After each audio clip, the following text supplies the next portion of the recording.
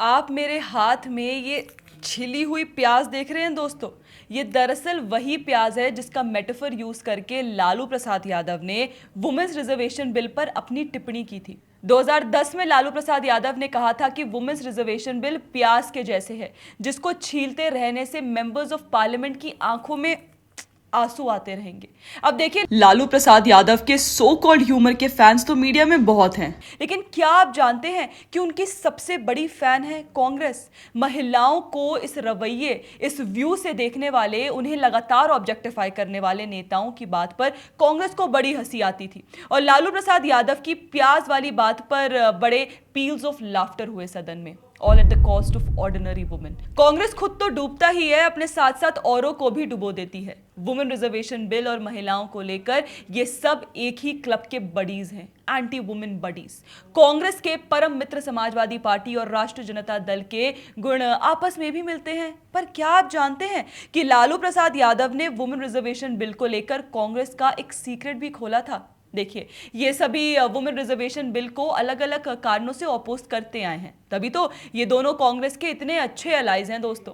कांग्रेस का खुद का वोट शेयर 2009 में 29% से गिरकर 2014 में 19% और 2019 के लोकसभा इलेक्शंस में भी 19% पर ही फ्रोजन रहा। दोस्तों, आप जैसे संगत रखते हैं, समाज आपको उसी नजर से देखने लग जाता है। और इलेक्टोरेट, वो क्या समाज से अलग है?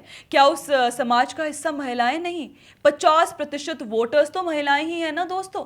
उनकी नजर कांग्रेस पर है, उनकी नजर समाजवादी पार्टी और आरजेडी पर भी है। नवंबर 2012 मुलायम सिंह यादव ने वुमेन रिजर्वेशन बिल अपोज किया और ऐसे ही नहीं कर दिया दोस्तों, महिलाओं का, खासकर रूरल महिलाओं का भरपूर अपमान करते हुए किया। समाजवादी पार्टी चीफ मुलायम सिंह यादव ने एक बड़ी कमाल की बात की। मार्च 2012 में समाजवादी पार्टी ने असेंबली इलेक्शन जीता, जिसकी एक वजह महिलाओं का हाई वोटर टर्नआउट भी माना जाता है। आईएएनएस की एक रिपोर्ट कहती है कि इसी इलेक्शन में समाजवादी पार्टी की 22 महिला कैंडिडेट्स यूपी असेंबली में इलेक्ट हुई।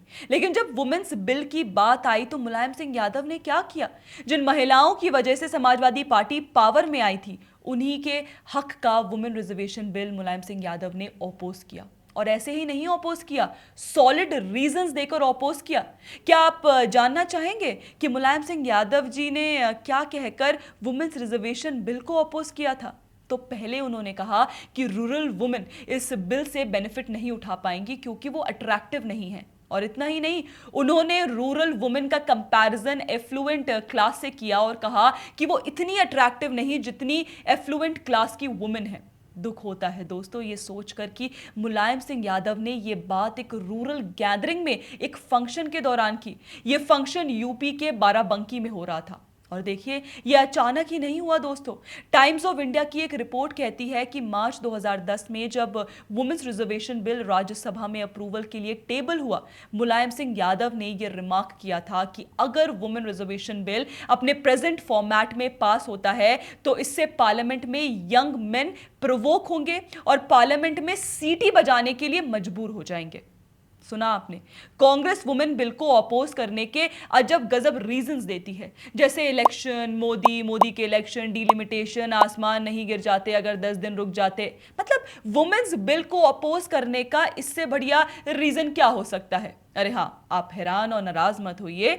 उस समय मुलायम सिंह यादव की सरकार यूपी में थी और वहां माहौल ऐसा ही था। मुलायम सिंह यादव जी तो उस वक्त समाजवादी पार्टी की लेगेसी तैयार कर रहे थे, जिसमें लड़के हैं, लड़कों से गलतियां हो जाती हैं बड़ी आसानी से, बिना हेजिटेशन के कह देना बहुत ही आम बात थी। वो तो शुक्र कीजिए कि उत्तर प्रदेश में योगी आदित्यनाथ की सरकार आ गई, नहीं तो पता नहीं कब कब और कितनी बार उत्तर प्रदेश की और भारत की महिलाओं को ऐसी बातें कितनी बार और कब कब सुनने को मिलती। सोचिए, जिनके घर में खुद बहू बेटियां राजनीति में हो, वो महिलाओं के बारे में ऐसी बात करें तो जनता, खासकर की महिलाएं, ये सब याद रखती हैं। नतीजा ये हुआ कि वुमेन रिजर्वेशन इन पार्लियामेंट को लेकर ऐसे भद्दी टिप्पणियों के कारण समाजवादी पार्टी को पॉलिटिकल डैमेज सहन करना पड़ा, जिसका सीधा सीधा असर 2017 के असेंबली इलेक्शंस में दिखा दोस्तों। रूरल वुमेन को ठेस पहुंचाकर कौन इलेक्शन जीत सकता है, आप बताइए? वुमेन रिमेंबर इंसल्ट्स, उन्हें अपना तिरस्कार याद रहता है। 63.3% वुमेन टर्नआउट जैसे ही उभरा, उसने उत्तर प्रदेश असेंबली की काया ही पलट दी। बीजेपी को 403 में 312 सीट्स मिले और समाजवादी पार्टी उसका क्या हुआ? 2012 में 224 सीट्स पर से लुढ़कते फिसलते गिरते सीधा 47 सीट्स पर आकर रुक गई। कांग्रेस, समाजवादी पार्टी और आरजेडी की राजनीति ऐसे ही that women not only kick them out of power but do not let them get any recovery. 2017 के बाद से समाजवादी पार्टी तो रिकवर ही नहीं कर पाई और आरजेडी बिहार में बत्ती गुल। आरजेडी ने वुमेन रिजर्वेशन बिल के इतने सीरियस मुद्दे को राज्यसभा में मजाक का सब्जेक्ट बना दिया दोस्तों। उन्होंने इस बिल की खिलाफत ही नहीं की, उन्होंने कांग्रेस का एक सीक्रेट भी रिवील कर दिया। उन्होंने ये बताया कि कांग्रेस मेंबर्स ने उनसे कहा कि हमें बचाइए, हमें इस लेजिस्लेशन को सपोर्ट करने को कहा जा रहा है जो हमारे डेथ सर्टिफिकेट्स पर साइन करने जैसा है। अब जो पार्टीज अपनी वुमेन विरोधी पॉलिटिक्स से अपना नुकसान करते हैं वो नरेंद्र मोदी और बीजेपी लेड एनडीए को फायदा भी करते हैं। वही बीजेपी लेड एनडीए, वही Modi led BJP led NDA जिसकी पॉलिटिक्स ही महिला उत्थान के पिलर पर खड़ी हुई है।